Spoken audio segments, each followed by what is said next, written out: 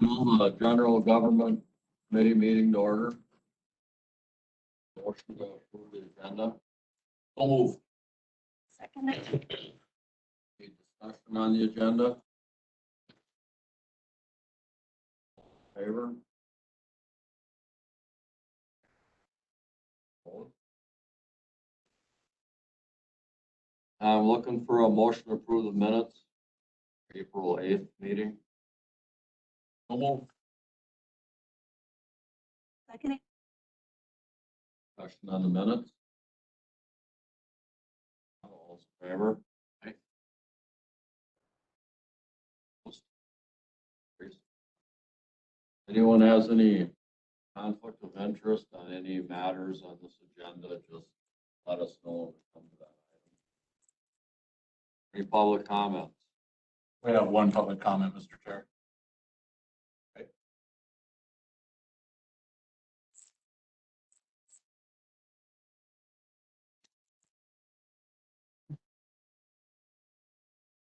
Good morning. My name is Gloria Lance. I'm a resident of Amory.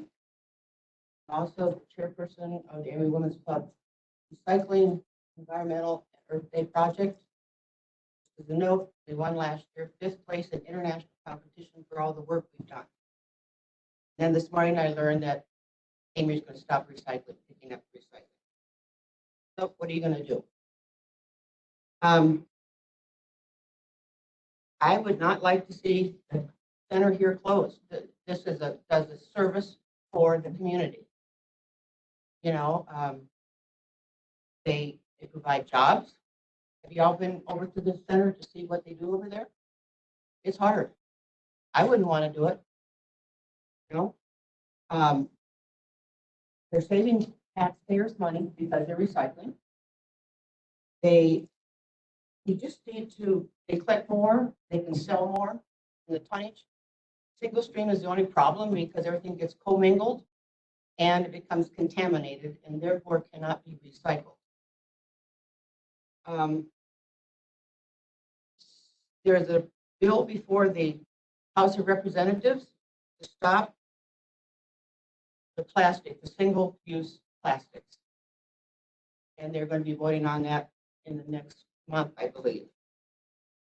There's also more regulations and rules and money coming from the EPA and the Interior Department. If you want to understand what recycle, refuse, reduce, reuse, and repurpose mean, ask a 4th grader. You can actually probably ask a 1st grader because they all know that. Sometimes I think everybody says, oh, well, people don't recycle, so we don't need to do it. Well, no, you need to have an education program to tell them how to recycle because most people don't know. They're still living back in the era when you had to take the labels off the cans and the labels off the bottles, and that's not true anymore. You don't have to take the tape off cardboard anymore. All these things have changed, and the information to the people has never changed with it. And I really would like to have this county keep the recycling center open. They need to expand it. I know you got $8 million or $1 billion in stimulus money. So you can use that for other projects, free up money. Update that recycling center. You're going to hire more people, make more money, and you're going to make the people of Polk County happier. Just to say a few things. So again, I want to see the center open. Women's Club in Amory are going to fight for it, make it stay open. Now we have another one where they're not going to pick up in Amory. So that's really a sad situation. It all comes down because of money. And I think the earth is more important than that. Your grandkids are never going to have a place on this planet if they don't stop. They got to start do the recycling. Otherwise, your grandkids are going nowhere. Carbon footprint, most of the things. One example, the first plastic bag that was ever thrown away is still there. It's never going to dissipate because it's made of petroleum-based products. So that's all I have to say, and I hope that you vote, keep it open. It's a necessary commodity to have here in the county. And the county should come up with a plan to work with every city, village, town in Polk County, come up with a plan so that everybody's on the same page and we really can expand the recycling center. Thanks. Any other public comment? Any supervisors not seated as committee members that would like to share any information on that?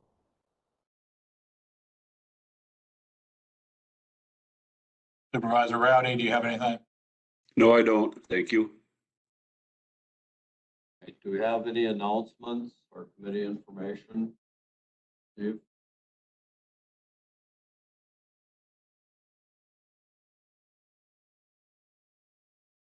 All right.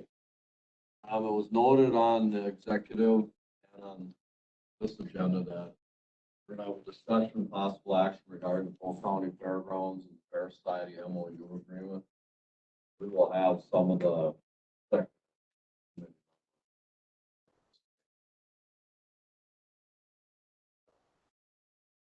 Okay, Mr. Chair, I think many months this committee and other committees have been asking about the status of our MOU with the Fair Society. We've been working through that, and the developments of late warrant, I think, a special session to discuss what all has happened. So I've asked our corporation counsel, as well as our negotiating team in dealing with that MOU, to be available here to discuss the latest activity. So, Leah, if you'd like to kick that off.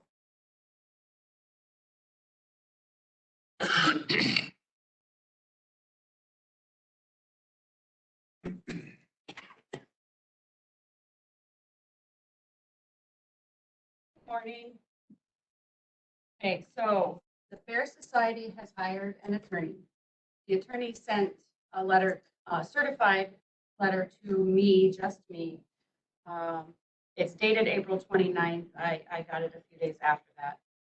And it's going to be handed out so you can read it, but I did not want this in your packet ahead of time because I wanted some context to be placed in front of you as you read this letter. Bottom line, start with the bottom line, the Fair Society no longer wants any partnership going forward with the county. And I did contact the attorney and I asked for clarification. I said, is there anything that might change your client's mind where you would want to come back and rejoin with the county going forward? And he said it was akin to a nasty divorce, that the relationship between the county and the Fair Society, it has been irretrievably broken in the minds of the Fair Society, and he couldn't see a way forward. So what the Fair Society is asking for, and again, this is the bottom line, they're asking for, instead of the 3,000 seat grandstand that they originally asked for, and that we've already started the engineering and planning for, they no longer want that. They only want a 1,500 seat grandstand. They want it placed in the same original footprint in the area where the former grandstand was. If you recall, the 3,000 person grandstand had to be moved to a different location because of the size of the requested track and setbacks and all that kind of stuff. So now they're saying scratch all of the planning that you've done because we just want to go back to at least having replaced what we had before the structural issues came to be with the old grandstand and it had to be taken down for safety reasons. That's ask number one. Ask number two is that we sell to the Fair Society the property that the county owns for $1. If you recall, the Fair Society owns a small portion of the fairgrounds, but the majority of the property is actually owned by the county. The other ask is that we pay them, the county pays them, a one-time lump sum payment of $403,000. And this is to be placed in their account for future issues as they arise. And that we finish maintenance that they claim we have denied, like the admin.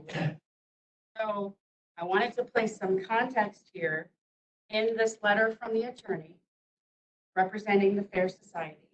They claim that the county and Cedar Corps went before the city of St. Croix Falls without any advance notice to the fair and applied for a CUP for the fairgrounds, including that large track. I think it's an NTPA track.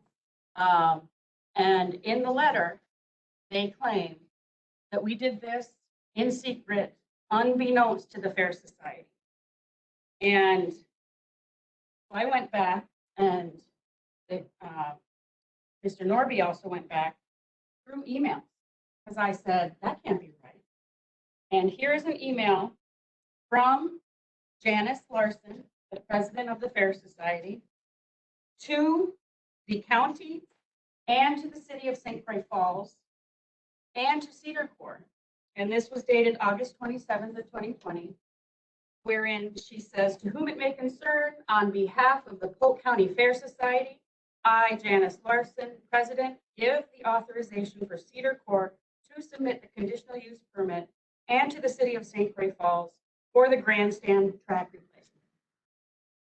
There are also multiple, oh, somebody's on that. There are also multiple emails back and forth between members of the Fair Board and Cedar Corps about what the fair wanted in their CUP. So that's just one of the issues. It's one of the larger issues as far as the discrepancy between what is contained in the letter and what actually happened. I also have the minutes of the Plan Commission meeting, because in the letter, they claim that the county and Cedar Corps went before the Plan Commission and did not tell the Fair Society. The minutes show that Janice Larson, Carrie Mellon Swanson, Tracy LeBlanc of the Polk County Fair Society all appeared. The county did not appear. And in fact, there are emails from the county to the Fair Society saying, hey, Fair Society, how did the meeting go in front of the Plan Commission? And Janice Larson replied and said, it went great. There were a lot of questions. Now we're just waiting for the next steps. So that's another inconsistency that was in this letter. In addition to that inconsistency, there are several others. In fact, they claim that the county denied their request for maintenance, including the roof on the admin building. So I went back and looked, and I've got from June 23 from Mr. Norby to the Fair Society, Larson, and their generic Fair Society email, and Tracy LeBlanc, who is both on the county board, but also the treasurer for the Fair Society. And it says, attached are the repairs needed for the admin building rafters before the roof can be replaced. Do you want to seek quotes for this work to be included in the new roof, or would you like us, the county, to do that? And so there's some back and forth. So the claim that we're not providing the updates for the grounds that they ask for. I mean, there's information about other upkeep where Mr. Norby is going, yep, go ahead and secure that for some tree upkeep and other things like that. It's a relatively long letter with a lot of information in it. But the consistent theme throughout it is that the Fair Society feels that the county has somehow violated the MOU that we had historically.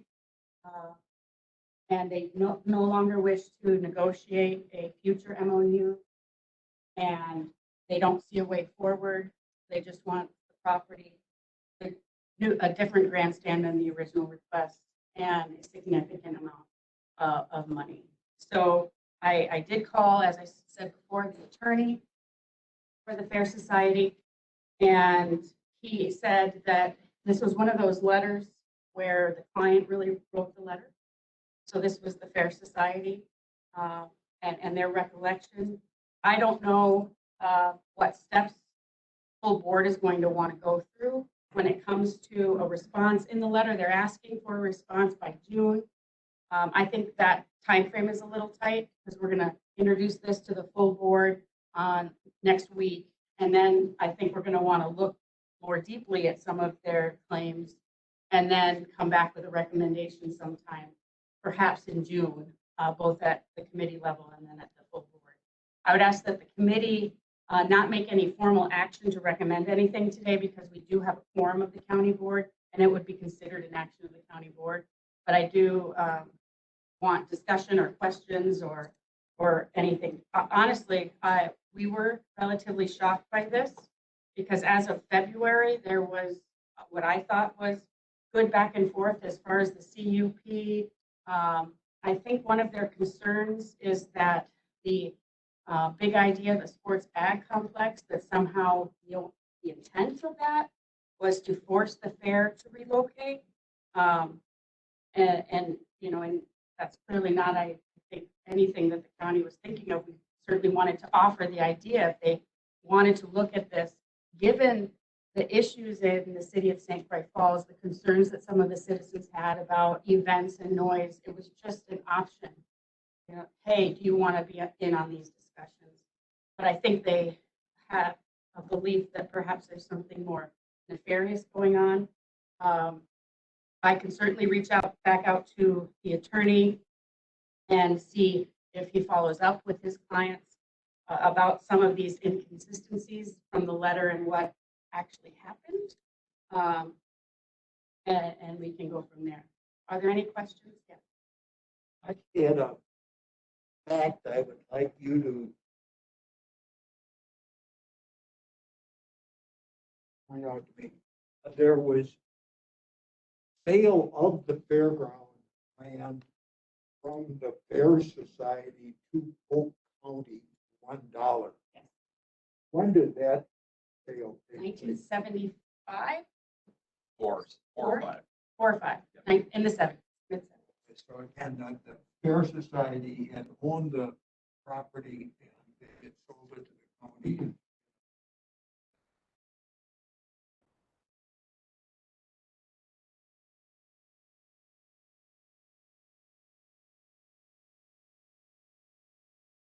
I just have a question. In reading through the MOU the county has with the Fair Society, that doesn't appear to me to have any expiration date or sunset date on it. Is that accurate? That is accurate. There was no language contained in the MOU that was originally with the Fair Society. I think that was drafted by Fugie. There's no expiration, there's no termination clause. So there's no way for really either party to back out. They're claiming that we've breached it. They've put us on notice that regardless of that, they are terminating the MOU. They have no desire to continue negotiations with.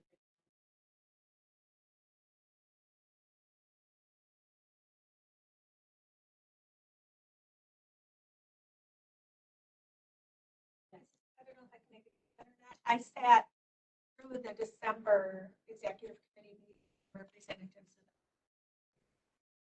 here.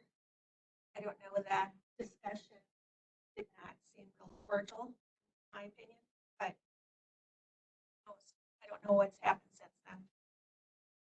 Yeah, the most recent emails back and forth, and Mr. Norby did a very good job of creating an outline of the timing of all of the events as they've unfolded from the beginning of the issue with needing to tear down the old grandstand today.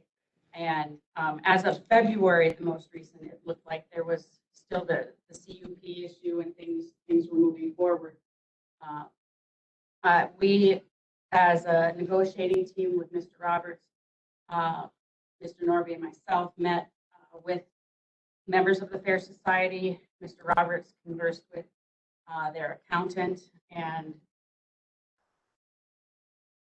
we thought that they were getting an attorney to assist them with negotiating the MOU. So we were actually kind of excited that we'll have somebody that sort of works with the back and forth negotiation and that we would get more movement. So then when we got this letter, it clearly wasn't that.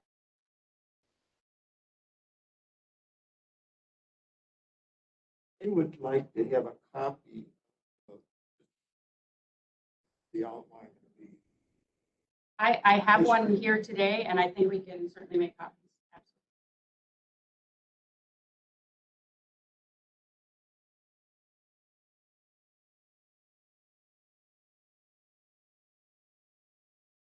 Absolutely. I might have it here. Have it here.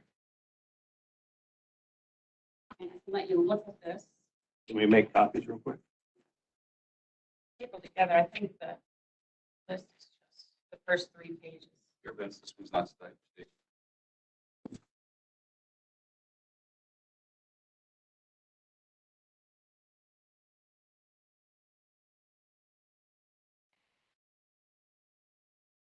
Any other questions or comments? I'll stay in the room, obviously, if there's further discussion. Somebody has- I'll wait till. another one's back, but so this made a presentation to Fair Society at their March meeting about the big picture, whatever. Yep. Complex.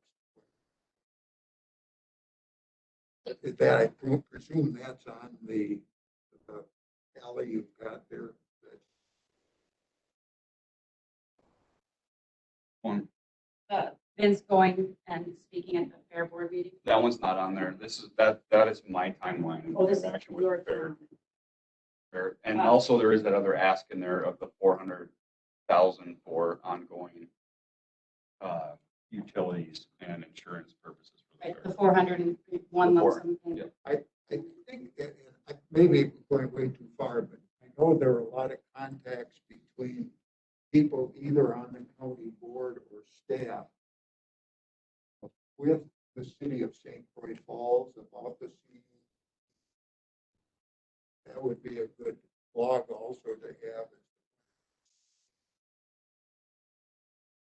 Between county staff and, County staff, county board members. sure, I'm not aware of, St. Croix Falls for regarding the fair. I'm not, That's probably what he's referring to as the committee we were on, that where we were developing their new plans. We had meetings monthly for a while. Is that what you're talking about, Mike? Well, I don't know for sure what all happened. I know that there were staff members and members of the board who did meet with the city of St. Croix Falls. Think And I any, think was particularly related to the additional use permit application. it looks from all of the emails, because I was not involved at all with the CUP process, but it looks as if Cedar Corps and the Fair Society communicated, came up with the requested CUP, and then presented that to the Planning Commission. I don't know that the county had a hand in directly in, other than because we were the owners of the property, the city wanted us to sign off on the CUP application. Rather than just the Fair Society who occupies the property, they wanted the owner. So that was the only reason why. And there is one meeting listed on there where we met with Cedar Corps, the city, and the Fair Society to go over the fair, the grandstand project overall. Because the city wanted to hire Cedar Corps to look at widening Simonson Avenue there that runs next to the fairgrounds and how that would interact with the new fairgrounds and the entrances coming out to incorporate their project in with the main fair project. And that meeting is listed on that list. and I know I attended a few meetings as a supervisor that Mike might be referring to, but I'm not aware, Mike. So I don't know where you got that information from, but I'm gonna say I am not aware of a single county supervisor being involved with anything to do with the CUP in the village or the city.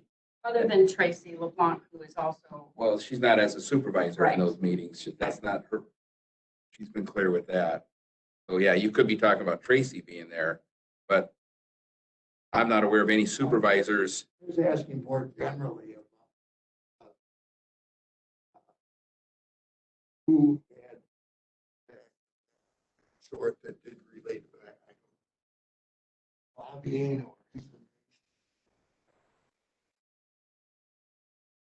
Let's just drop it for now. I would note that the attorney made it clear that Tracy LeBlanc did not vote on whether or not to send this letter. And I, just so that she wasn't kind of wearing both hats, but it was just the rest of it. So has the Fair Society actually completed their CUP process with the city of St. Croix Falls? No. They have not finished that process. Do they have any scheduled meetings with the city of St. Croix Falls to finish that process? Not that I'm aware of. I've been checking the calendar and there's been no public information meeting listed for the planning commission. But you're saying we're going to deal with this. Is this on the county board's agenda in the committee of a whole? It It is actually not. is not on the agenda, so There's no MOU up, not on the county board. agenda. then it would be June. So we, Well, let's not wait till June. What I would make a recommendation is we amend the county board agenda, since I think we're already doing it, and put this on the committee of a whole, because we need to get this resolved and not let it fester for another month. You need a motion or Not for that. no, I think you can just do it? Yep. Let's just do it. Okay. I think we need to do it. And when this letter came, that was, we had a meeting about it, and it was like, this needs to come to the board. You know, this isn't something staff can do, administration's not gonna do it. Clearly, you know, and I think I'm gonna hold my comments till the board when all the committee members are there. And I'm not gonna talk about anything that I wanna bring up today. Does this document stay here? Oh, it's a public document now. take it. I just wanted to make sure everybody had the context, because there was, you know, quite a bit in there. Yeah. Thank you. And, you know, again, in my conversations with the attorney, I did ask if, you know, if there's any way that he thinks his clients might have a change of heart, anything that the county could do to very clear that did not see that as a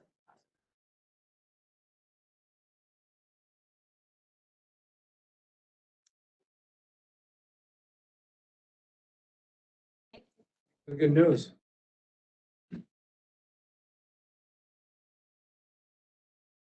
Here, We have a public hearing at 10:30, so I don't know, do we have time, Chad, to make any comments or You've only got 2 minutes. 2 minutes? and ask, we have a time to read this letter before we come. I would say if we set a public hearing for 10:30, we're having. That's fine. If after the public hearing, we could.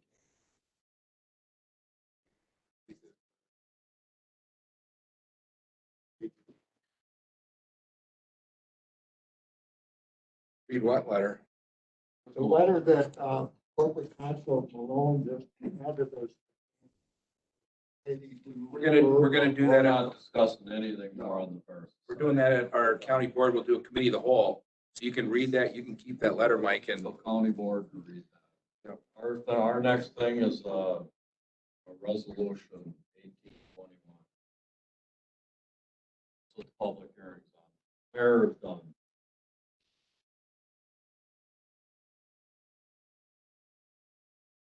So our public hearing, we're gonna hold a public hearing today at 10:30, Government Center, to consider the recommendation of passage of ordinance 1821, ordinance adopting and enacting a new code of ordinance for Polk County. Shall we? Not quite yet. No, it's 10:30. All right, so we'll say the public hearing is open, and what is the procedure? Someone here to speak? Yeah. If Tim, you'd like me as staff to give a little background, I can do that for sure. So Doug's not on here anymore. I'd like to get off, but I don't want them to know that I'm just here for the fair stuff. Who's giving away their thing? I guess they don't want. All right, well, good morning. For those of you that don't know me, I'm Tim Anderson. I'm the Polk County Planner. I just wanted to give a little background information on the ordinance being considered today. It's number 1821. That would be adopting the new code for the county. Here. Before I get into it, I just want to say a couple quick thank yous. Mostly the clerk's office. They were a huge help in putting this project together. Corporation Council. They did a lot of work in terms of reviewing and making sure everything looked good. Who else? The division directors and their staff. The code and the drafts got sent to them to make sure everything looked good. Jason Cheesit, our zoning administrator, he's kind of the one that got this off the ground. He did the research to review the different companies that do this kind of work for us.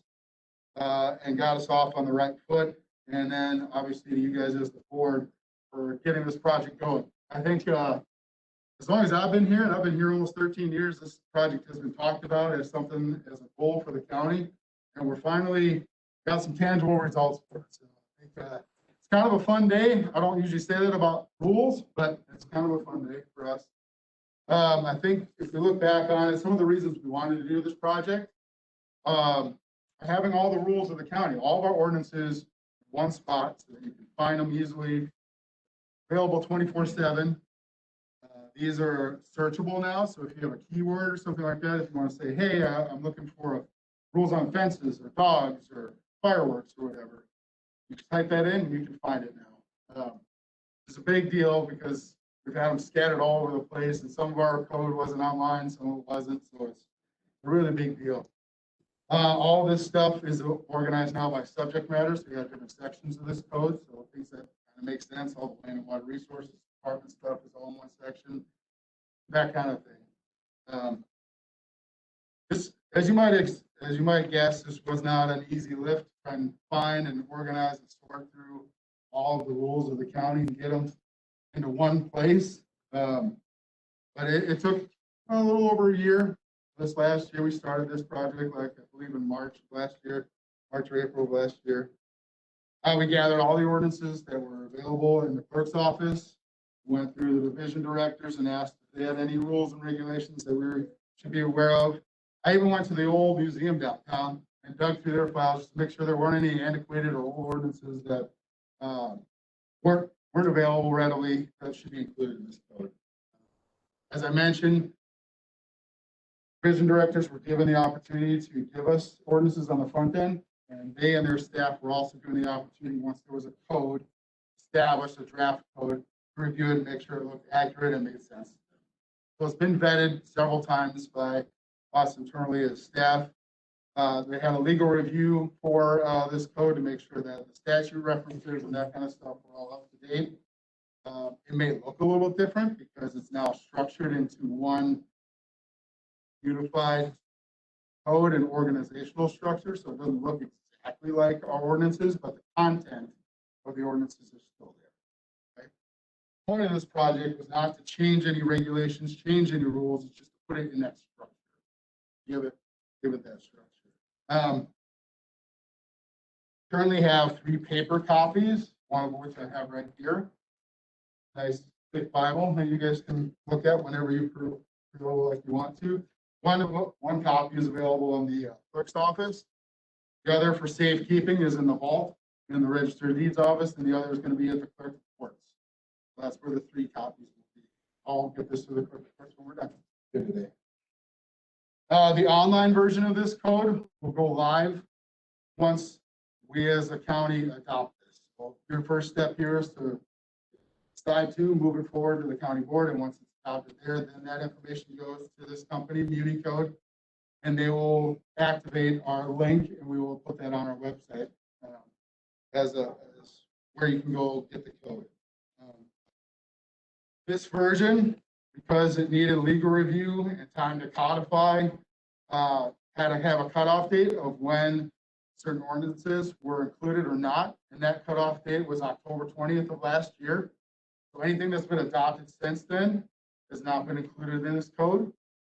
What will happen going forward if you adopt this code is that they do what's called a supplement. Anything that's happened since the adoption of this code will be placed right at the front. Like if you log in to this site for our code, we'll say new ordinances.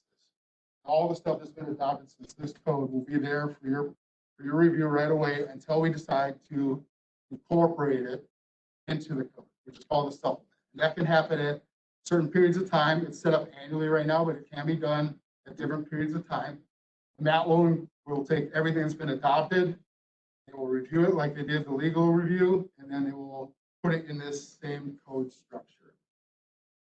There's usually a little bit of delay between code being adopted and ordinance being adopted and it being included in this format structure. The way that it works is that once an ordinance is adopted here, the next day or whenever, the clerk could send it right to them and it will be part of that new ordinances section within a day. So it'll be out there available, ready to. One of the other key features of this is that once this is adopted, every version will be kept track back in history, so you can compare the two. You can say, this is what our new ordinances look like. What do they look like before? You can go back and it'll have an archive. Is there anything else I really need to concentrate on? Just some costing information for you guys. Once this code is in place, any changes are done on a per page basis, which is $19 per page. So just keep that in mind when you're reviewing ordinance language, that every change is going to have a fee to it, I guess, if you want to incorporate it in this. And then we do have an annual maintenance agreement with them. It's $1,195, which includes them hosting our code on their site. It will be a mobile-friendly site. One of the things that differentiates this company versus others is you as a user can either print, save, or email any of the code information in Microsoft Word format. The other stuff will be in a really weird format or not easily transmissible. That's a critical thing, I think, for being able to share this code and being able to utilize it well. Users can also sign up for notifications, so any changes that happen to our code will be automatically notified by email. It's a big deal, I think. We also, being part of this company, we have available at our disposal over 3,000 different codes. So if we say, hey, we want to do a different regulation on this topic, we can go search those codes and say, what kind of example language might they have? We have 3,000 of those available to us at our fingertips. It's a pretty big deal. I think that's the main thing. And the other two, there's two changes that I want to highlight that happened that changed the ordinances in here. One of them would be the citation referencing. We had a list of 7 different ordinances that were citation referenced in this. And since we now have one code, we changed that language to just, instead of referencing 1 to 7, we reference the whole code.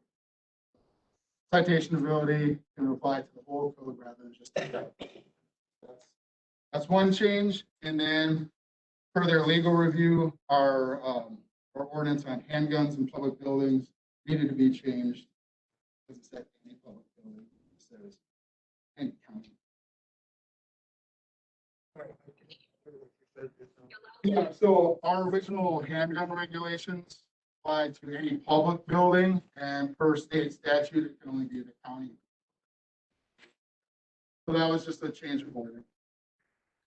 That's basically the nutshell, what the process was and how we got to be here today. Okay, Brent. Just have a comment. I want to compliment Chip and the staff that all worked on this, having done several, been involved in several of these projects myself. They really did this in a timely manner. To do this in only a year is, they must have really, really worked hard on it. But typically I see these projects take 2 years. So I just want to compliment them, give them a big shout out. They did an excellent job and a very good job presenting it to us today. This is something that obviously the county has needed to do for a while, so I think it's great it's getting done. Any other questions? Mr. Chair, if I could add something, the reason we have to have a public hearing on adopting this code is not because of the fact that we're adopting a code, it's because it contains zoning ordinances, and statutorily, any zoning ordinance needs to have a public hearing. And so it's here instead of environmental services, because we might as well invite comment on the whole codification. But that is the statutory reason why we're having a public hearing. We have to make a recommendation of this committee, I think you could, but I don't know that it's, but this just goes to the county board. On the agenda, it says we'll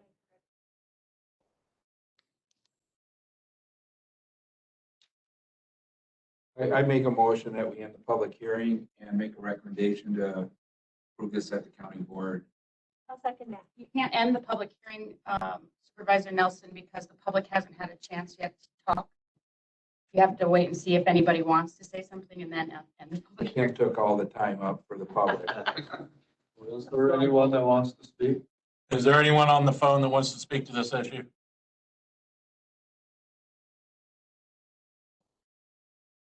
I would be appropriate at the end of the public hearing, corporate counsel? Yep. Okay, same as it was before, Chair. Motion, Same motion. same second. Any more discussion on the motion? Not all's in favor? Opposed? Carries. Thank you. Yeah, thank you. All right, we're gonna have a 10-minute presentation and a report on the recycling center by Polk.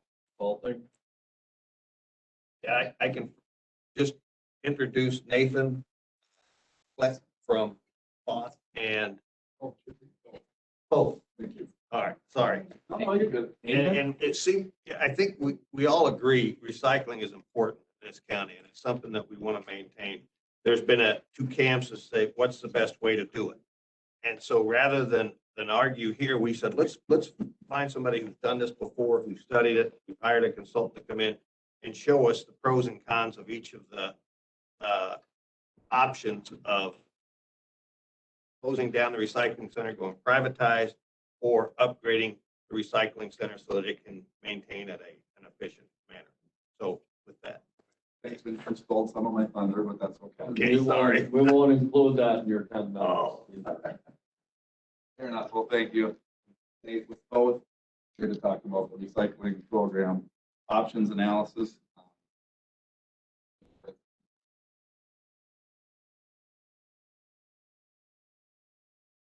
What if you just go to the last page? Now what we want to know, brief background, facility and recycling has been around here in Polk for 30 years. You're the responsible government unit. 16 municipal drop sites, 5 government buildings, and then the recycling center you see in the photo there. In locations kind of strewn around the county. 9 of them are available 24/7. 7 of them are scheduled. The partners that are involved in the recycling program, endeavors, facility, haulers in the area, trash and recycling haulers shown here. Recycling markets, where the material goes once it's baled. Other counties, like Pierce County, I know when there's excess material, sometimes Pierce material gets transferred down to Pierce County. They have a facility that processes recyclables as well. And of course, the Wisconsin DNR is the regulatory body. Some of the challenges, back in 2018, kind of did what's called the national sword. They basically said they don't want to take recycling from the United States anymore. It's too dirty. Flooded the domestic markets, which decreased prices, and then demand higher quality, so they increase quality standards as well. Which brings us to one of the revenue slides that shows when things that are impacting the recycling market, how that impacts the revenue. Obviously, from 2017 to 2019, with about 45% decline in revenue, which is important because 28% of the recycling program revenue is from the sale of recyclables. So if you're 28%, more than a quarter of your revenue has this kind of fluctuation, it becomes difficult to try and budget for some of those things. Now on the plus side, obviously, back in 2017 when the market was good, there was actually a revenue coming out of the program. The bottom line is cost per household, and that's annualized over the whole household number throughout the county, not just participating. Care about that. Some of the other services that are provided, the clean sweep event, as well as other items that are difficult to recycle or manage, tires, appliances, all the things that are just there, that do actually provide somewhat of a revenue for the county. Methods for doing this analysis, looked at a staff report from Mo, looked at county survey of residents, review of Wisconsin laws and regulations. We had provided a couple of other memorandums earlier in 2020, and then conducted phone interviews with haulers as well as some of the municipalities. As Vince said, two options that were requested for analysis. One is closing and privatizing. This assumes selling a recycling center, increased curbside. There's an option to go to single stream. That's what a lot of people seem to be doing these days. It's very popular. One bin for everything. The under this scenario, the municipalities would manage and pay for drop-off sites. But the county would remain the responsible unit. Continue to do the clean sweep. The second would be to do improvements to the recycling facility, continue owning and operating, to do a clean sweep. It includes capital improvements that are necessary at the facility. It's not had a lot of updates since the early 1990s. Oftentimes, excess material on the tipping foot is just not the ability to get the material through. So there's additional anticipated operating costs to improve the efficiencies of the sorting at the recycling center. Both options obviously are the intent to improve recycling. Now I'll get to the interesting side. This is revenue under the current system and options 1 and option 2. And for this analysis, the revenue assumption for option 2 follows that of what was projected for 2021's budget. In the option 1, where you close the recycling center, there is no sale of recyclable materials. Obviously, those are going to the hauler, whoever, the municipality, whoever's picking up those materials. There's no tipping fee that has been enacted in January. There's not additional solid waste revenue from the other materials that are collected and managed for a fee. And the budget out of the county levy is not included in option 1. So there's quite a bit smaller revenue associated with option 1. Cost assumptions. The recycling program cost top line item stays the same between option 1 and the current system. Option 2 and the current system. Some adders to the option 2 improvements, some additional county staff time. There's also additional Endeavor staff time to try and speed up the belt and try and get more material recovered. There is obviously not the program cost in option 1. There's also not capital improvements or Endeavor's cost in option 1. However, in option 1, somebody has to contract with a hauler to maintain operation of the system. This number is actually informal price quotes from several of the haulers that are in this area. It's an average of the two. We didn't actually go out for a request for bid from the haulers, so it's an informal number. And there's a higher and a lower number to this. This is the midpoint of that to try and be representative. It's assumed that under the under the option one, additional residents would contract for curbside collection. And that would be an increase to the resident, but it represents overall cost of the system. So bottom line, your current projected looking at about an even. Option one would be about $26 per household. And option two is about $10.50 cost per household. And I'll take a pause here. I only had 10 minutes, so I want to, this is the most exciting part. I've got some advantages, disadvantages, future, but we can talk right now. I just found what I was looking Oh, all right. for. Sorry. Household, what's the definition of a household? It's on the county census. It's actual. It's basically the number of people in the county by the census divided by, and it includes the number of houses, registered houses, come up with a household number.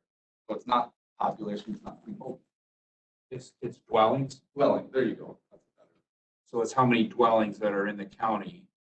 You're saying per dwelling. Yeah. This is how, what this spreadsheet is showing those Correct. numbers. Yep. Yeah, I use household dwelling as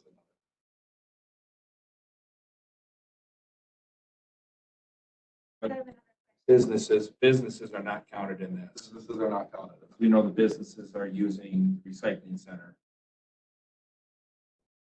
Some businesses are. So why don't we count that in our analysis when we actually know we have recycling containers at businesses that using it? Some are, and they're not paying it for it. I'm just curious why that information wasn't calculated in your analysis. Can I get back to you on that, Chris? Sure. Chris, right? Yeah, you don't have to get back to me. Okay, well, I can. I didn't run all these numbers, so I need to go back and physically check the spreadsheet to determine, make sure that I'm answering you correctly. Oh, okay. I don't want to misspeak without double checking that. Sure. I'm just curious. I mean, if we're basing our analysis on households, but we have businesses. The drop boxes that we used to have the previous years at businesses have been pulled because it went against our recycling ordinance. Our drop boxes were for residential only. So we've contacted the 7 we had, or 6 we had that were businesses that brought into there. They are now being hauled by private haulers. I understand that we did that, but these numbers are from last year numbers. These aren't current. You just did that, right? So for all the years and all the analysis we're doing, I think that's just one thing that I see we're missing is what is the business use of our recycling center? Right? Yep. It'd be nice that would be added to our analysis. If it's not already in there and I misspoke on that or not being included, I will certainly let all know. Sure. And get that included. Have that done. Okay, so I'm still learning on how some of this works, but it's my understanding with a maintain and an upgrade, there's the potential for the county to provide additional recycling services that they currently are not that would lead to additional revenues, mainly in plastics, from what I understand. So the potential then of this 1059 a household,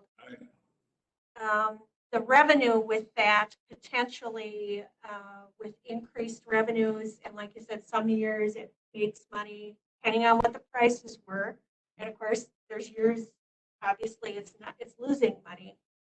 There's the potential then actually for that number to drop if we can increase the revenue. And then as well, you're saying that that the option 2 is more of a phased approach. Can you make some comments to me, please, on what phased approach means and what your vision of that is? Sure. There's a series of items that are included in that number. Upgrades to the building, upgrades to the equipment, I guess upgrades to staffing levels. I guess what I mean by phased approach is in order to do this analysis, we wanted to show that cost for everything, but that doesn't mean you on year one, you would necessarily have to do all of those things. You could do some of those items, improve recycling or improve capture rate of material that's delivered to the facility. You know, one of the bigger ones is expansion of the tipping floor. That has a potential to assist with revenue, so you're hopefully then not having to ship things to other counties to manage. You ship that off, you're not getting the revenue. Another question, if I could follow up, if that's okay, is on option one, you state that the variables could shift the estimates and that the estimates are far less certain. Can you tell me why the estimates on closing the recycling center and privatizing, why those estimates are a lot less certain than what maintaining and upgrading is? Well, for one, I mentioned the private contracting is not a request for bid. So an average of two numbers. As a contractor, I'm sure you know if somebody tells you a cost, but it's not bid, that doesn't necessarily mean that's going to be the cost. In the Why end. do you throw me under the bus? I just happen to talk to you and know your account. So we're always right on. Contractors are. Yeah. All right. That number is until you actually have a bid. The other thing that plays into that is then that number depends on if the contractor that's doing the private hauling is contracting with all the municipalities individually or has a single contract. That's obviously going to play into what that number looks like. You know, we had to make some estimates on what residential curbside would end up increasing. Usually, single stream is an option. You usually see a 25% increase in recycling. I'm not suggesting, and I'm not going to get into the pros and cons of doing a single stream recycling for all day, and I only have 10 minutes. I follow up, and a little bit like Fran's saying too, it's hard to put, this is just guesstimates. It's not even an estimate, it's guesstimates, right? Would that be fair? That would be fair. Yes. Okay. I mean, it's a little better than guesstimates because I didn't just pull a number out of a hat. I actually talked to Your a couple. experience, but it's a guess. Yep. One of the things on the guesstimate part of it, where I look at option two, I just quickly come up with $280,000 of improvements to get option two, get to that 1059 per household. But I heard in previous meetings a year ago that 280,000 really is $1 million or $2 million. So the 122 is amortized over 10 years, which I don't know that I would actually say that that's for a building improvement. I would probably amortize it over 20 years. I use 10 years. Oh, I see. Okay, so that 122,000 That's is 1.2 million. Gotcha. Okay. Amortized over. Okay. Yep. All right. So we are talking about the same numbers. Correct. Okay. Yeah. No, I I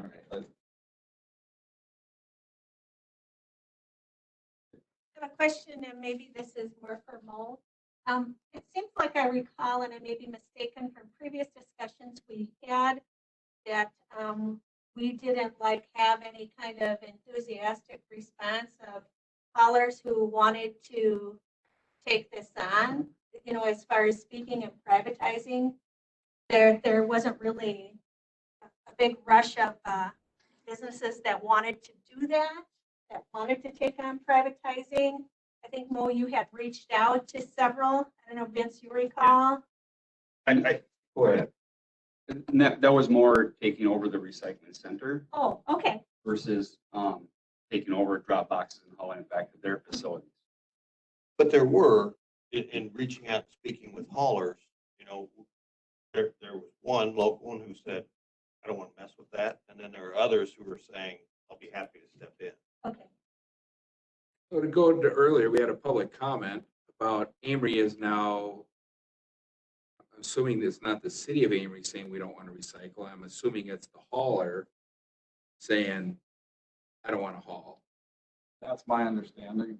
And so, in the end, if we're going to fix this, right, if we're going to fix it financially, the goal is to fix it financially, and the goal is to do more recycling. I think we all agree to that. So how do we get more recycling? And to me, when we start putting tipping fees and we start doing all this stuff, it just showed me real quick, I'm out. Here's a, so if we don't have a broad plan, how do you force, and the ultimate question is as the managing unit or whatever that is called, responsible unit, do we have the authority as a county in the end to say, okay, let's just say option one is the option, or a hybrid of option one, whatever it is, but we're not actually going to try to manage and make a profit in this very difficult market. But does the county have the authority to say to the communities, you will have curbside pickup? And if you're going to hire a certain hauler to come into your community, and then they decide, well, I don't like what's happening over here with these tipping fees, I'm out now. And now the city of Amory is saying, hey, we don't have recycling anymore, curbside, because the city of Amory still has a lot of containers, but everyone's gonna have to drive there. Which it just seems silly that we're doing it that way, but for me to make a good decision, the ultimate thing for me to do is, can we require curbside pickup on all the homes in Polk County? By ordinance, yes. We can, okay. Yes, by ordinance. That to me tells me all I need to know. It's like, to go through option one a little bit as to what that entails, and maybe it follows on Supervisor Nelson's comments here, but for example. You're not going to agree with me, are you, Mike? I'm dangerously close here. In St. Croix Falls City, Curbside. $17 a month, $204 a year. And recycling was removed from that service 2 months ago. So, anyway, so that's without recycling.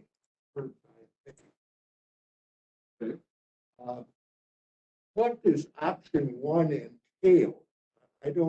What would our system look like in Polk County if we had option one? So for the $550,000 pellet, that would maintain this number, this upper number.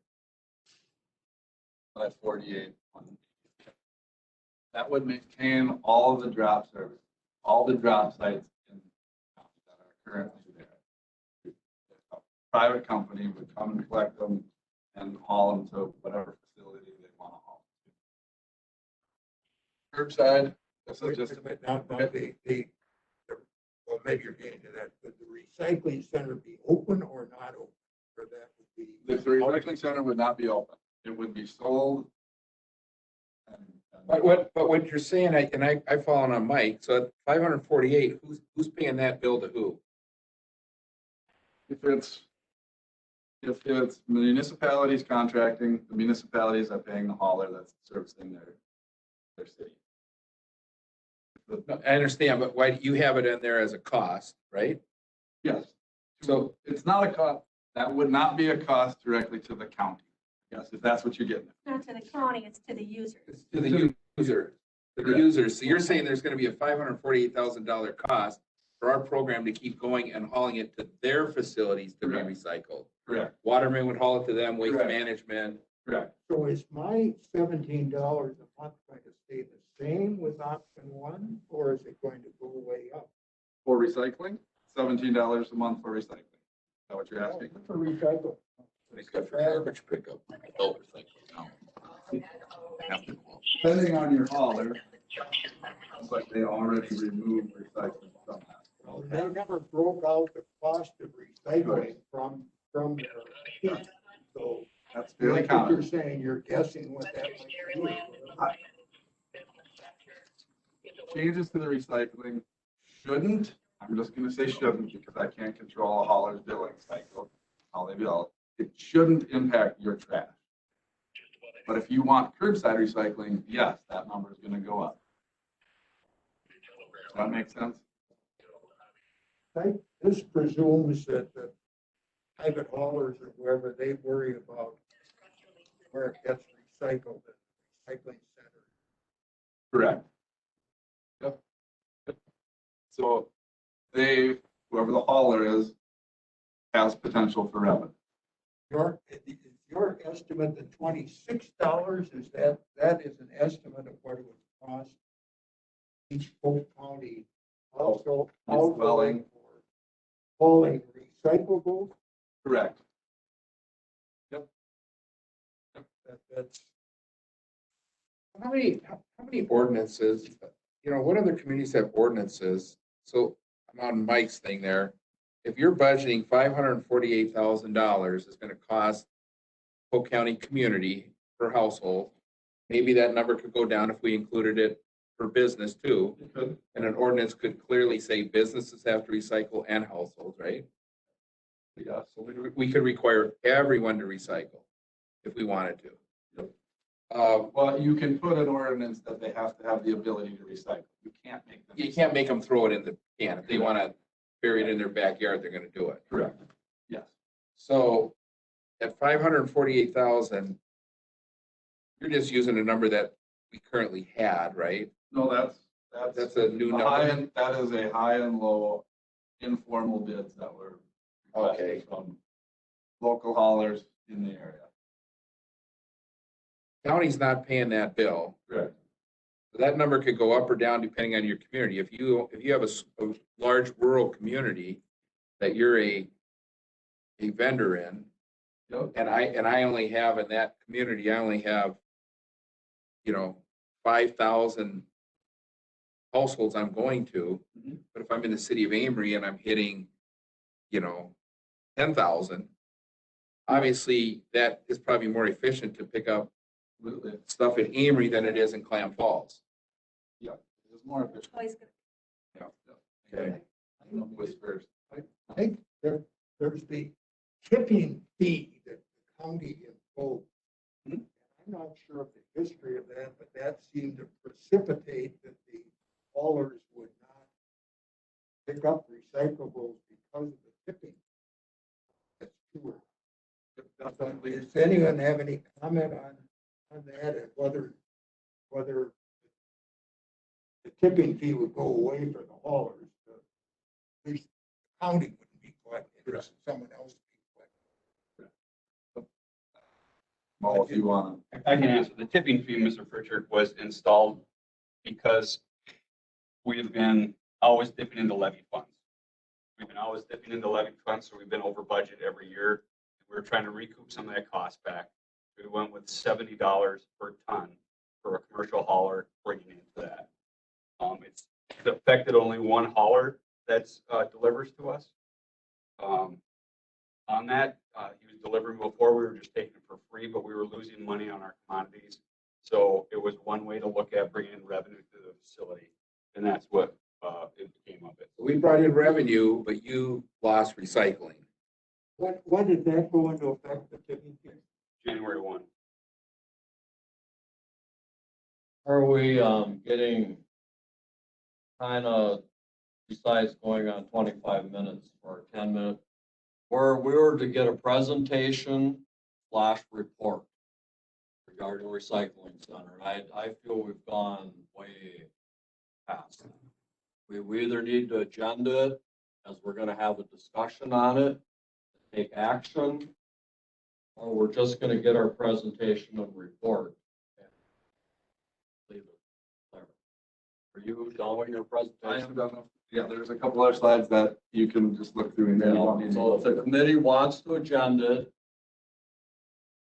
and a resolution wants to bring a resolution. I'd like to finish the slides then, at least get his full, I mean, he asked us for questions. We should have allowed him to finish his presentation and report before we got into a major discussion. It just goes through, no, I put multiple, it just goes through some of the advantages and disadvantages of options. For option one, it eliminates some of the uncertainty that is seen with the variability in the markets. But it is a permanent change. Dunn County had gone through something similar to this, where they did trash and recycling at the transfer station. They decided not to continue being the RU. And now their municipalities, several of them banded together into an RU, and they've contracted out on 10-year agreements. So there's probably no chance that it's going to be county operated again. So just something to keep in mind. Option two, some advantages and disadvantages, maintaining it county owned and operated allows the county to look at the goals that they have. Now there's the option of ordinances and the other option that would help with that. Maintain dual stream if you want. Look at phased implementation to minimize the initial costs upfront for capital. Advantages, budgeting is difficult with the variability. So let's wrap it up. Thank you, I appreciate your time. And I'll stay through the rest of the meeting. If people have questions at the end, feel free. Thanks. All right, we'll get to subject matter for the next meeting later. Someone wants this put on as a discussion item. Who's going to lead us in consideration of county board priorities? I believe that is a standing item on the agenda. A couple of things that we thought we'd just bring up. One, obviously broadband and parks and trails are items that we think are important. We're investing in those areas with parks and trails. Broadband is something that actually we are putting together an RFP to look at a comprehensive study for improving internet. We think there may be some, we think, for example, the American Rescue Plan funds that are coming from the federal treasury, they're encouraging broadband as a potential infrastructure improvement. Broadband's kind of interesting. It's fiber optic cable being laid in the ground. Our county is such that fiber optic cable can't go to every household in this county because of the vastness of the geography and the rocks and the complications and the lack of density of population. So we're going to look at how do you put together a total package? Broadband where you can, but where can we get high-speed internet in other ways, via satellite or other mechanisms? So that's kind of our next step with that. And I would leave it to you. I mean, do you all have any comments or questions regarding board priorities and work that this committee wants us to focus I have one. When do we know when the money comes into our account, and when do we actually start working on that idea? on?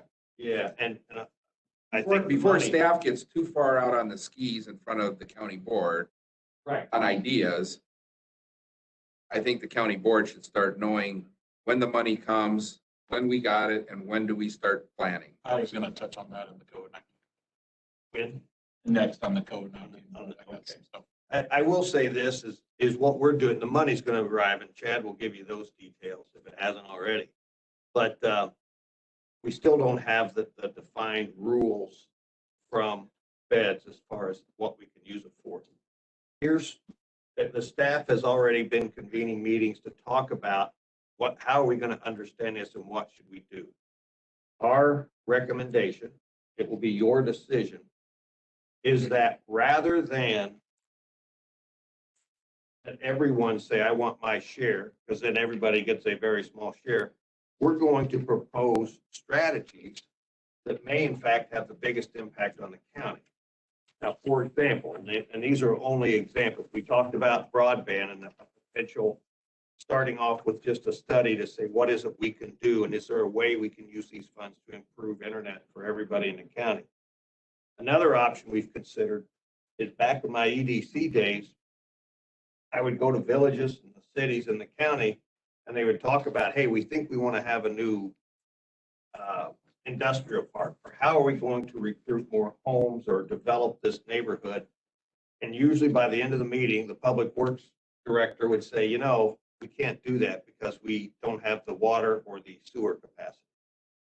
And so one idea is to use some of these funds to have a matching grant for a community to invest in their public infrastructure, such as water or sewer or whatever they need. And the role of the county would be put the priorities, the goals, let them apply for it, and we could choose those that have the most impact for the most people. So rather than divvying up the 4.3 million that we're going to get initially to everybody in their, interest, and they get a small amount of money, is we want to present to you options, take your ideas, but then also present to you then the options to say, here are some things that can really impact the county going forward. This will be on this, so we will have that on the general government agenda now for quite a while. Do you think that'll be an actual agenda item? Yeah. Okay.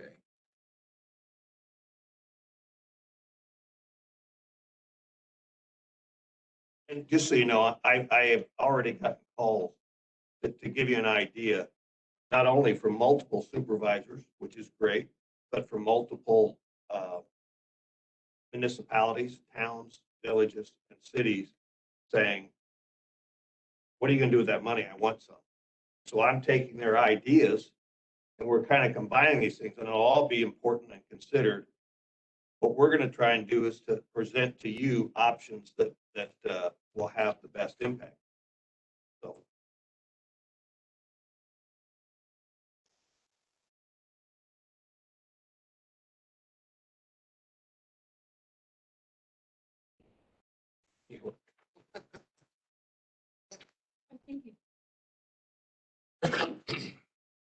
All right, Chad, did you take your COVID-19 budget update away from you, or? No, because I've got, so I'm going to touch on two things, kind of where we are with COVID-19 expenses and this new money.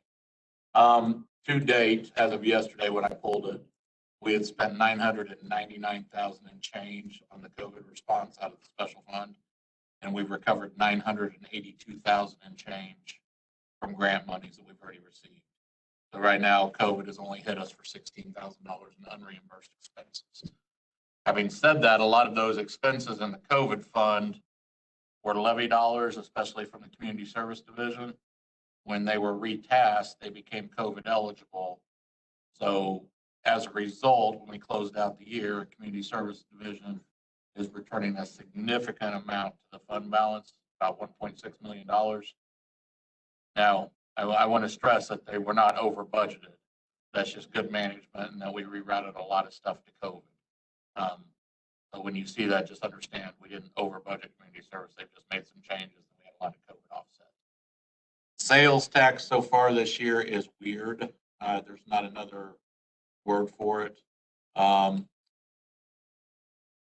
Between January and March, we're pretty flat, maybe $100,000 down from last year, but pretty flat. And then in April, we had this ridiculous surge. I mean, ridiculous by a few $100,000 that put us $115,000 up for the year as compared to last year. That's a very weird surge, and you look at it statewide, and it happened in almost every county when you go through the analysis. So there's a high likelihood that that is attached to the stimulus money. So I'm not sure what we can read from that, or if it's a predictor that sales tax will improve. Last year, we collected 3.9 and change in sales tax, and we're budgeted for 3.375. This year, we budgeted for 3.65 in sales tax collection. We went a little conservative because we weren't sure what this year was going to be. I'd say that's probably holding pretty well. The audit's ongoing right now. Seems to be going pretty well. So I think we're going to come out well from 2020. A lot of that is because we did cutbacks and tightened our belts. But understand there's a lot of artificialness in this economy right now. Getting to that is the ARP money. So the portal actually opened up on Monday, and the guidance came down Monday. The initial guidance is 150 some pages, and I'm on page like 126 making notes. So I don't want to give you clarity on what it says. I did give this pass out. This is a quick FAQ that Treasury put out with the guidance. Doesn't say a whole lot, although on the back side, it does go into example uses for the areas that are allowed. The key thing to keep in mind is that we cannot reduce taxes with this money, and we cannot take something that was funded with levy in our present budget and shift to this money, because that would be considered a tax reduction. So we can replace lost revenue, but I will tell you right now, especially with the sales tax numbers coming in, we don't have lost revenue because we have to justify this. What'll happen, I've been in the portal the last couple of days, and I got another email this morning and looked in, and now I can enter the final phase where I send our stuff in and then they send the direct deposit. Our plan is we'll get that direct deposit, then we're going to consult with PMA, our financial advisors. There was a meeting a few weeks ago with WCA and PMA. PMA's advice is to put it into a moderately liquid investment vehicle that's allowed to hold that money until the board decides how we spend that money. So, because you can make money off this money as long as we stay within the investment laws for counties. So I'll finish that portal today, since the last phase is open to me now, and we'll submit that. We should have our money, to answer the chair's question, I think within a couple days. If we have it by the time of the board meeting, then I'll let Vince know that it's been deposited and it's sitting there. How long we have to spend the money? 2024.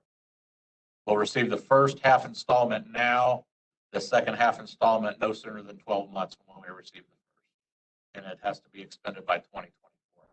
As we expend it, we have to file, I have to file stuff along the way, and they still haven't cleared up the reporting process. But have we spent the money? Are we still holding the money? What have we spent it on? What's the itemization? Just understand these are audited funds, and it's a significant amount of money. So we've been very successful with the COVID money. Everything we've submitted has been approved. Nothing's been denied. We haven't had any subsequent questions. So I'm really happy that, community services and the finance department and all are doing a really good job staying in within the guidelines. These funds that once we get them is with our policy we currently have in place. Administrator, are you allowed to spend any of these funds, or like you said, hey, we're $16,000 short? Are you guys able to spend the funds without county board approval? Our financial policies are still in place. So You can spend the money without board approval, some. Technically, our policy would be any grant received, not budgeted, over $50,000 has to come to general government before it can be spent. Everything will be through general government. Okay. So this is going to be a heavy load on general government for the next couple of years then. It is. Sure. Now, having said that, for this year, it's a heavy load. You guys could, when we create the 2022 budget, we could put caveats in the budget on how to spend this particular grant dollar. Where you're not coming back to us for every $100. Right. Yeah, sure. I mean, the administrator, if we filled that $16,000 gap, which we think we may be able to fill it with monies community services still getting. Sure. But if we had to fill that COVID fund gap of less than 50, the administrator's allowed to fill that. Anything over 50 has to come to GG. So, but we could budget for it. What I've done is created a special fund for this money, and all income from this money and all expenses will flow in and out of that fund, since we're going to be tracking it.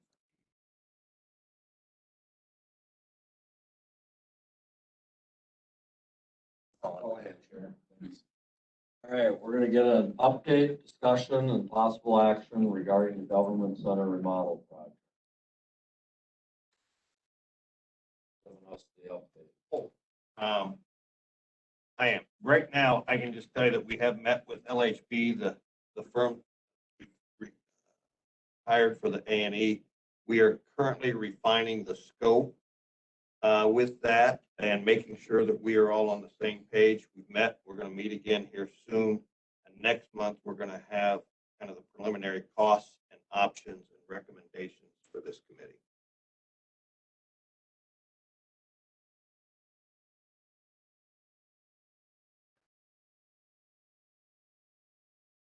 It is, Chad, under the water and sewer infrastructure, it says includes improvements to infrastructure such as building or upgrading facilities. Is some of that money available to do this? That's in question. The guidance looks like it. I expect Von Briesen, on behalf of the WCA, will have some breakfast webinars for the finance directors and give some written clarification. So what came out is called the initial guidance, the 150 pages. And typically they come out with this, and then everybody asks their questions, and then they come out with the clarification. The way you read it now, I gotta be honest, you could spend it on a whole lot of things. That's why we're gonna have to have some clarification beyond this. My initial reading is yes. What's the discussion and possible action regarding the Dwight Lake property? That was, in your handout, it's the one with the map of the lake. The town of Osceola made this request. They have a property located on White Lake, right next to the Stour Trail. Have a beach one, if you go to the next slide. The request was they wanted the county to buy this portion of the road here. They were subsequently going to come in and put a 25-foot access to the lake. With that offer, the town asked if the county would buy it and take the beach and the boat landing over also. As you look at the topos here, these are like 22% plus grades on here. So there's not a lot to do with this as a county. Go to the next slide. This is what it looks like looking towards the east. It's really, the property's a bowl with a swamp pond in the bottom of it.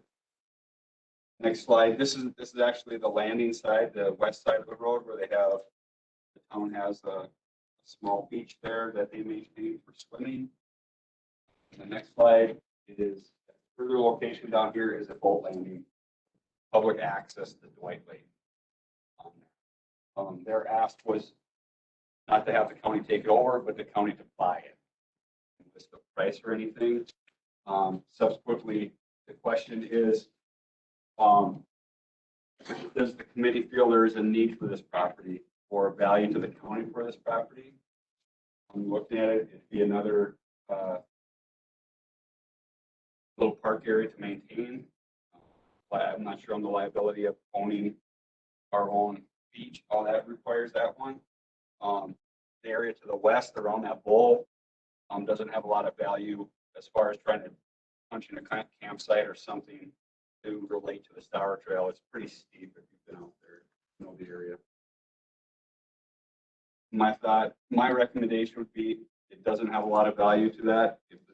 It'd be more advantageous for the town to sell to the east side of the lake to a private owner and have access to more revenue for them.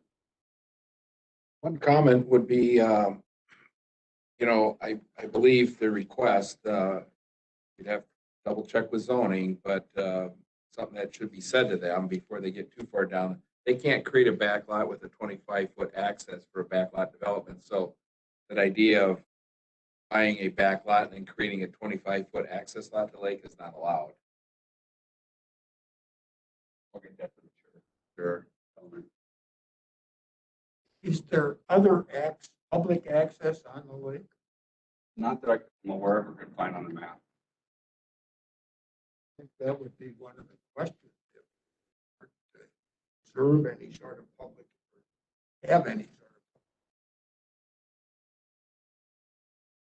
And the initial request was the town wanted to maintain that access themselves in their beach, but sell the east side of the road, or if the county would take over the access. I actually went and viewed the site, and the grade is so steep in the amount of vegetation, and my personal opinion, there's zero value of that lot to ever be developed into any kind of trailhead or parking on that part of the property for anything. It's never gonna get developed.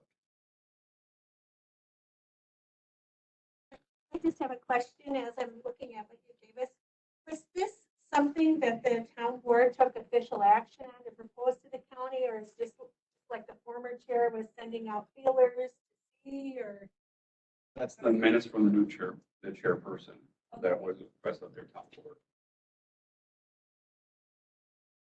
If this is something, I guess I'm looking for a decision if you want me to pursue this further on the county taking this property, or buying this property, or tell the town that the county's not interested. Is this a decision this committee should make or the county board? Right here, we should probably do it, huh? I personally, after reviewing the property, I went out there with Mo and looked at it. And I see at this point with the proposal, there's no value to pay for it. If someone was giving it to the county and they wanted to get rid of the beach or get rid of public access, like Supervisor Pritchard was kind of questioning, if there was some attempt to close down public access to the lake, then I think the county should look at it. But as just trying to buy a piece of property, the proposal on the table, my motion would be that we do not pursue the proposal that has been offered. Second that. Any more discussion? Mr. Chairman. Technically not, but Your district, right? We can keep it open if they, if public access. Osceola Township's Amy's. Still Township is Amy's. It's kind of on the borderline. all right, quick comment. Well, yeah, I'm very familiar with this. There's various places, municipalities that have had swimming lessons there in the past. It's just a beautiful recreation area for a lot of people, especially young people and kids and families, weekends and nights and everything. It's used all the time in the So I want to make sure that my motion is it's the current proposal. I'd like to make sure that if there was any idea of selling it privately and losing access, I would definitely want to be engaged again as the county. That's the message I guess I would like to send in my motion. I would certainly hate to see it sold to a private organization. Right. That Jim Judkins that lives right there, I had a paper route there for 15 years. I was there every day for 15 years. And there at night, but even in the mornings, it's just beautiful for people to drive. And So what are they thinking about doing then? If the county doesn't want to buy it, they're thinking about selling it to somebody else or closing it, Just the east side. just the east side. So with, I'll make them aware of the setback zoning regulation. so the boat launch and the beach and everything would remain open? Then it's really not hurting public use at all, from what I know about it. I don't know Yeah. enough about it. They might change their mind. All right, we got a motion, a second. All those in favor? Aye. Opposed? Thank you. Discussion of possible action regarding the Little Red Schoolhouse. Who's leading us in that? Sure. This was a request brought forward by Supervisor Pritchard as president of the Historical Society, St. Croix Falls, and it's to deem the Little Red Schoolhouse, which sits on Fairgrounds property, a historic structure. With that, the commission is asking for approval of doing this as the owner of the building. reading the bylaws, it's not required that the owners give consent to have your structure made historical.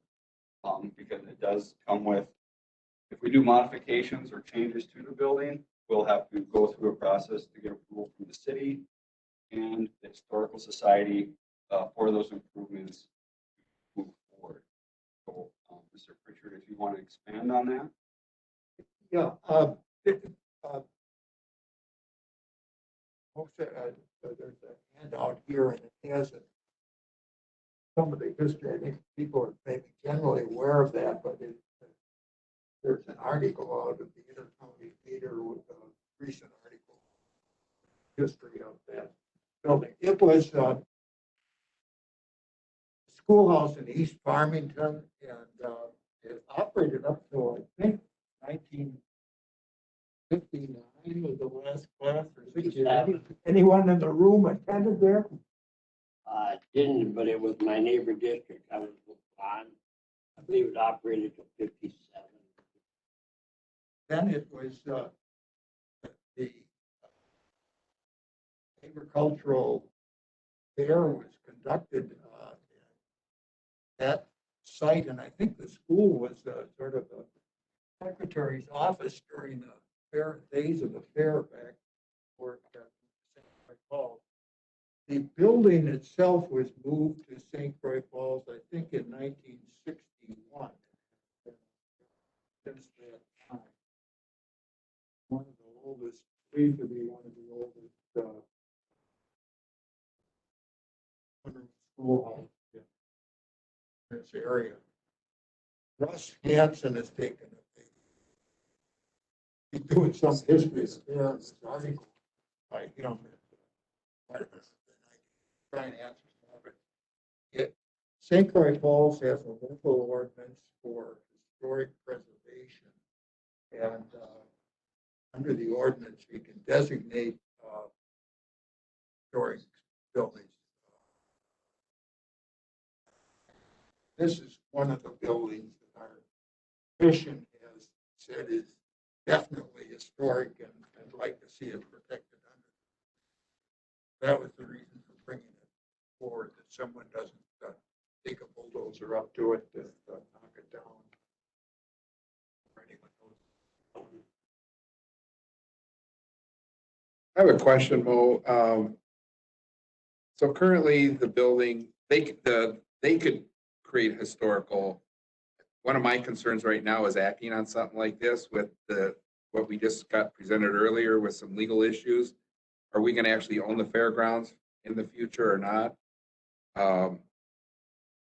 You think, is this going to impact anything with maintaining it or with the historical society and how what I'd be worried about is us being, I've worked on historical buildings. I understand the process of them. When you're the owner of it and you declare it, you go out and want to chip a piece of paint off, you got to ask a whole bunch of people. You want to put a new screw in a window, you better find the right screw with the right slot, match the other 4 screws. And I just want to make sure we're we understand the impacts of when you take a building and you create that designation, what that really means. And I right now have a little hesitation that we would go down this road with the current situation of the fair. So I would make a motion to not take this on as the county right now until our legal issues are resolved with the Fair Society.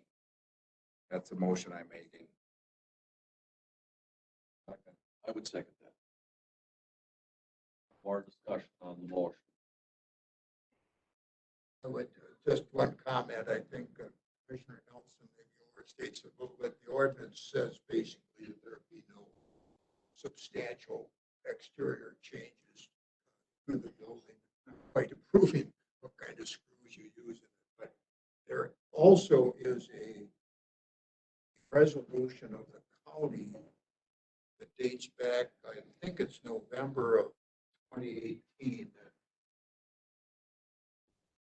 approved leasing the Little Red Schoolhouse to the St. Croix Falls Historical Society for site management. That's been pending. We had initial discussion back.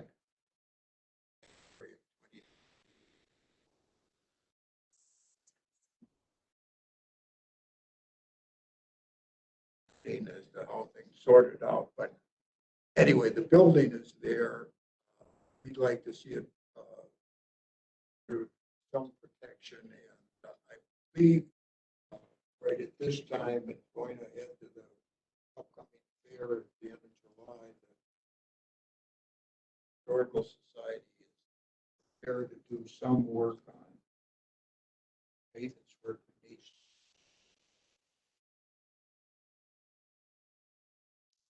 Yes, don't know that this hinges on the fairgrounds.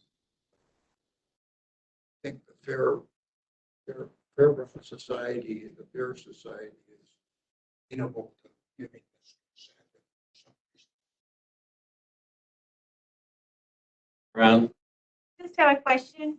So what we're talking about here is a local ordinance historic designation. We're not talking about a national designation or a state historical society designation. This is only a designation offered by the city of St. Croix Falls. Correct. It's under St. Croix Falls ordinance. we would ask too that all questions and comments go to the motion on the floor. Otherwise, we're not going to accept. Motion is not to take any action.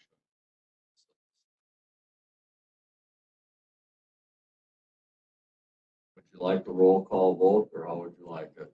I'd like.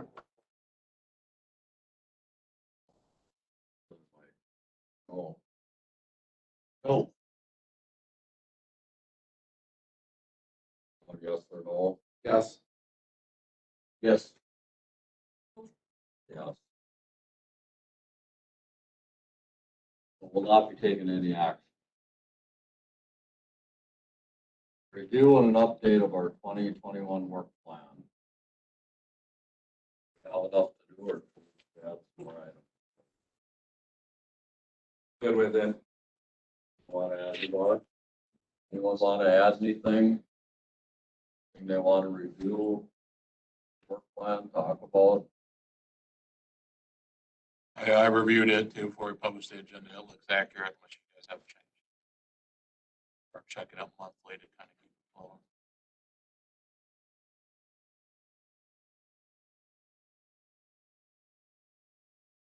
All right, we're gonna probably say then we have enough to do.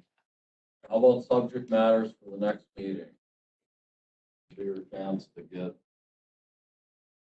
Recycling center discussion. Anything else for subject matters for our next meeting? I think at this point, based on what I heard today, we should probably put the ARP funds as a standing item for the GJ. Don't have anything, we don't have anything, but Yeah, I'll put it on there. we'll add it as a standing item for the time being. Anyone has any? I have a question, and I don't know if it is appropriate for it to come before this committee at this time. But I see the executive committee is getting updates on the centerpiece egg complex and things. And I don't know if there's money being spent on that. I'm pursuing that or anything, but maybe I would be interested in just an update as well, if you think that's appropriate to this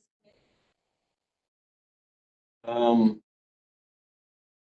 Yay or nay? I mean, I think the administrator is also going to update the county board each month on that. I don't see any reason why it would be inappropriate, because you are talking about at some point spending money, so this committee wouldn't be outside of normal possibilities, but it might just be duplicative. Well, if you're going to be updating the county board, then I don't see where it needs to be duplicated. I'm, okay, talk about it whenever people. I think I would say a subject matter, and this would just go to whether or not Mr. Pritchard wants to, but if he wants to have something on agenda, I guess the fair is our deal, and on this red schoolhouse deal, if there was some other way that we were going to find some protection for his comment about, we don't want somebody to go bulldoze this, I'd be all in favor of it being on our next agenda to, if there is another way to give them that protection as the property owner, I certainly would entertain that being on our agenda if we need to help with that issue. Just throwing it out there. Would say I'm in support of it too. I just don't think it makes sense to cloud the water at this point till we know where we stand with the other. Mike, do you want it on the agenda? Well, I'm not worried that that's probably gonna happen with the current fair. What if a storm hits it? You know, that's the stuff I wonder, okay, what if a storm rolls through there, or something does happen to it? Either way, whatever. I don't care if you don't want to talk about it. I was just offering that No. out there. Well, the simple way would be just to go ahead and designate it. And I have nothing else, Chair. I make a motion to adjourn.